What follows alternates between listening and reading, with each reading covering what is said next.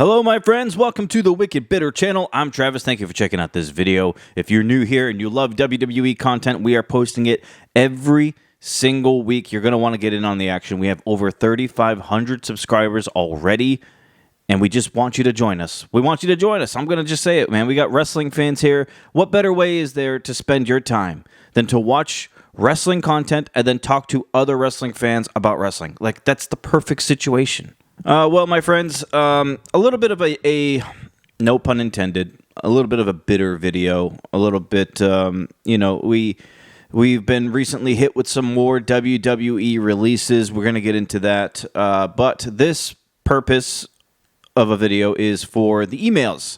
We've gotten some emails in. I wanted to get into some of it with you all. I'm going to only read a few here, and we'll touch on the releases afterwards, but let's just get into some of the emails that you all wrote in, and I very much appreciate it. Thank you for sending in the emails. If you've been watching this channel for a while, that's like my favorite part about this channel. I love getting the emails from you, and I love being able to answer them.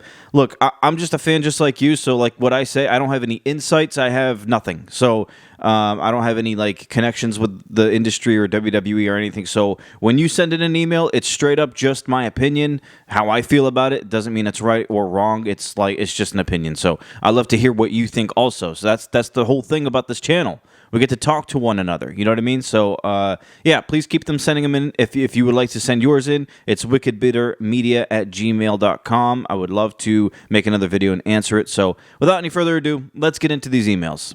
Got here from Patrick P. Patrick says, I don't get it. I'm getting bitter. Drew McIntyre is a main event player. The only reason to have him involved with the U.S. title is to elevate the belt like Cena did once upon a time with his open challenge. Drew should be facing Jey Uso for the World Championship. Why is Drew playing in the mid-card? Help me understand this before I become too bitter. Yeah. Look, man, I feel like Drew has caught a little bit of the short end of the stick a little bit. I mean, this guy has been red hot the past couple of years, especially coming after his feud with CM Punk. And it doesn't matter that CM Punk technically won the feud. That shouldn't have any effect on Drew McIntyre in a negative way. Drew's one of the top guys in WWE. I view him as one of the top stars. Like you could easily have him become a world champion, whether it's the WWE title or world title, and it's believable. Like, for instance, you could have him beat John Cena, and a lot of people are not going to freak out because they're going to understand. Drew McIntyre is that guy. Like, he can do that. He could beat John Cena. You could have him beat Cody Rhodes when Cody was champion. You could have him beat Jey. You could have him beat Gunther when Gunther was champion, and it's believable. Drew McIntyre is that kind of guy, so I get what you're saying. My only thing is, I guess, is that WWE is trying to, in a way, create like new or more top stars, and in order to do that, we can't have Drew hanging around up there in that main title picture, so maybe they just bumped him down to the mid-card for now. I don't think it's a permanent thing. And it's also, like you said, it's to help elevate the title. I could see Drew doing that. That email was sent. I'm just looking at it. It was a few days ago. It was like a week ago. So it was before SmackDown, before anything, this recent SmackDown, anything happened on there. So, I don't know where Drew lies now, where he stands. I don't know if, WWE views him as a permanent mid-card guy. I want to say they don't. I really hope they don't. I'm just going to say, I don't think this is going to last forever. I don't think it's going to be a long time thing. I think if he's in the mid-card right now, it's just to help others elevate themselves and to also elevate the title. I think we see Drew McIntyre back in the main picture definitely before the year's over, but maybe even before the summer's over. Let's get another one here. Thank you for that, by the way, Patrick. I love hearing from you. We got an email here from a new subscriber, and I know that because we have been in contact on Instagram, so it's very cool to see that you have transitioned over to YouTube and emailed in, so I very much appreciate that. I hope I am saying your name right. Serena? She says, my burning question is, what is the story behind the green shirt guy? I've seen so many theories, but no real answers. Just wondering how he attends all the big shows. So this was a burning question for a lot of people.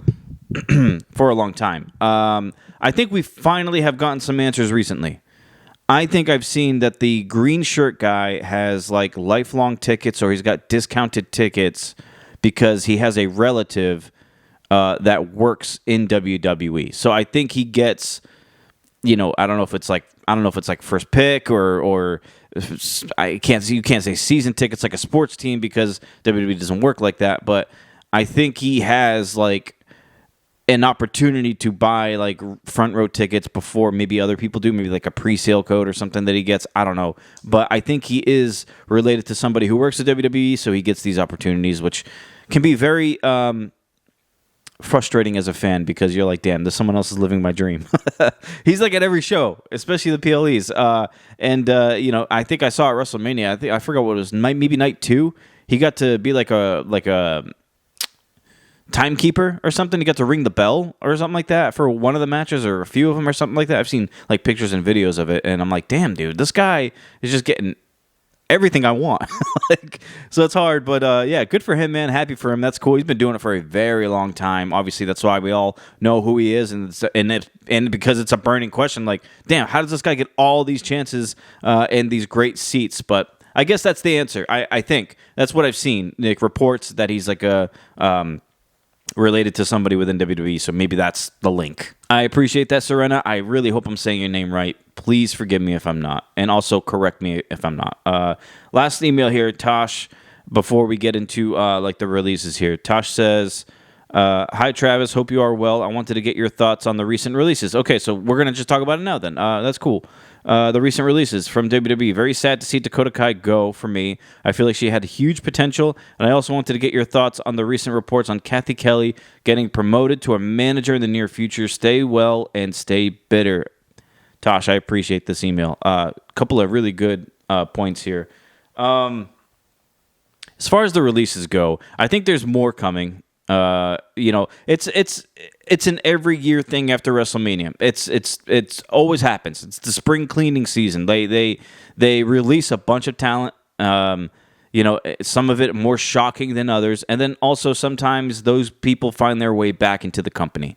I'm not going to lie to you and say that I am bothered by most of them because I'm kind of not. Braun Strowman was one of them. You all know, if you've watched this show, I'm not a big Braun Strowman guy. Never really have been. I'm not going to talk bad about him.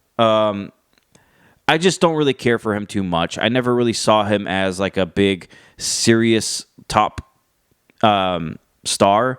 I mean, obviously the guy's huge. He can tear my head off like easily. I understand that. That's not the point of any of this. I just didn't really have a connection to Braun. Wish him well, obviously. I don't want to see anybody go through any bad times. Whether I feel good about them or not, whether I'm a fan of them or not, it's when it comes down to it, somebody losing their job, which is never fun to see. So, I think he'll bounce back. He'll find something. I think everybody who got released will find something. They always do. There's so many wrestling promotions nowadays that, and it's not even just limited to AEW or TNA. There's so many others. So, I think Braun will bounce back. Being this is like his second time being released by WWE. I don't know if he's ever going to come back. Maybe. I don't know if WWE will take a chance on him again or have him come back for a specific run or something like that. I think if WWE finds something within their plans that he could maybe fit into, maybe they bring him back and just see what they can do. But, best of wishes to Braun. And then also for everybody else, like Eddie Thorpe, NXT, I never really had a connection to. I knew of him. I didn't really, whatever. It's him, the Katana Chance, and Kaden Carter. I'm not really big fans of. And I'm not saying this to be like harsh or mean or rude or anything like that. Like it sucks they lost their jobs. I'm just saying for me personally, I've never really cared much for or had a connection to them. So that's a bummer for them. They won NXT women's tag titles. They won the women's tag titles in the main roster. So that's always good to have on the resume.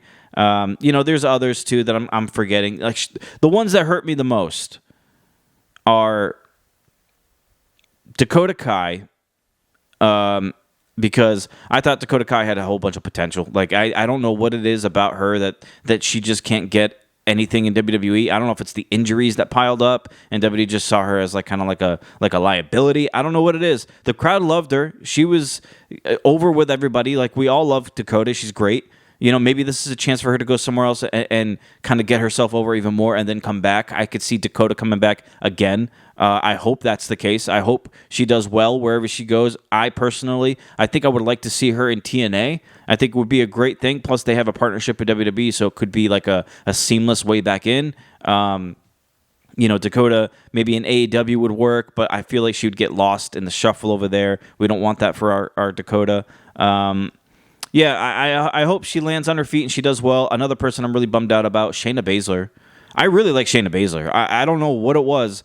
I think Vince did terribly with her when he first called her up from NXT because in NXT she was a monster. She never lost the title. She never lost a match. She was a beast in NXT. She was dominant force, and then she got brought up to the main roster, and I just don't know what Vince didn't see in her. He didn't have anything for her. So it was like a constant climb and scratch and crawl for Shayna to get back to prominence, and it just never really happened. She's had good moments, and she's been in some good matches, but it just didn't pan out. And like now you got Sonya who's gone, you got Shayna who's gone, and now what happens to Zoe Stark? Like does she get released too, or does WWE have like a whole nother plan for her?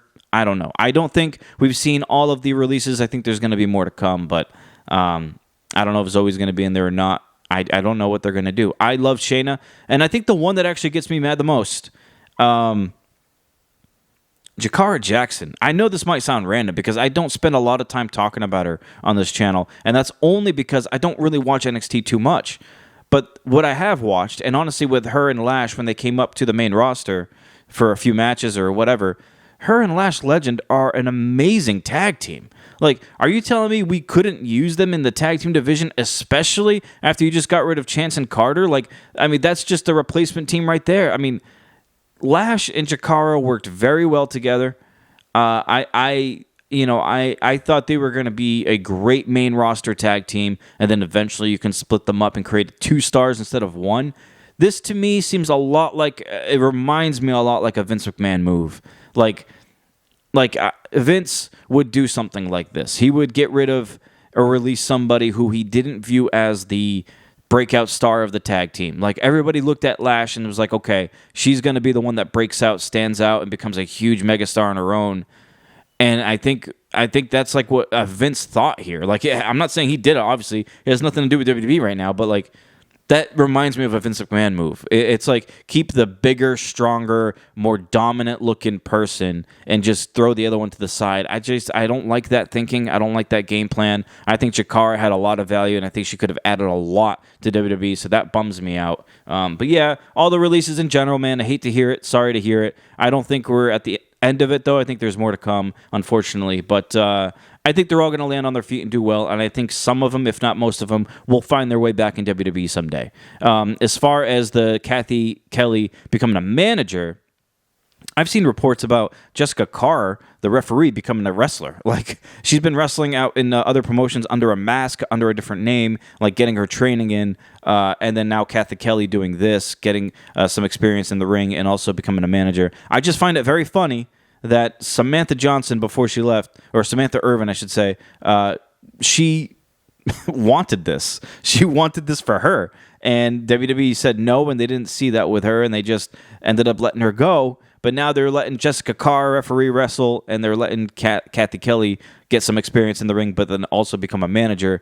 My thoughts on it is cool. I like it. I just think it's very ironic and strange that they would say no to Samantha about it, and then they having 2 others train and get the experience and do all that kind of stuff too. So I don't know. And who Kathy Kelly becomes a manager of is, I have no idea. I mean, it could be a woman she's a manager of, or it could be a man. I have no idea. Honestly, very interesting to see what happens there, because that one I have no ideas on at all. All right, my friends, I appreciate you checking out this video. I appreciate you sending in the emails. If you would like to, once again, the email address is wickedbittermedia@gmail.com. Send them in. I'll read them here on the videos. I appreciate all of you. I hope you all have a great weekend. Backlash is just a week away, I think. It's going to be a good one. I'm going to have the predictions of Backlash this week, so I can't wait to get into that with you all. But guys, have a good rest of your weekend. I'll see you on the next video, and until we yeet again, as always, stay bitter.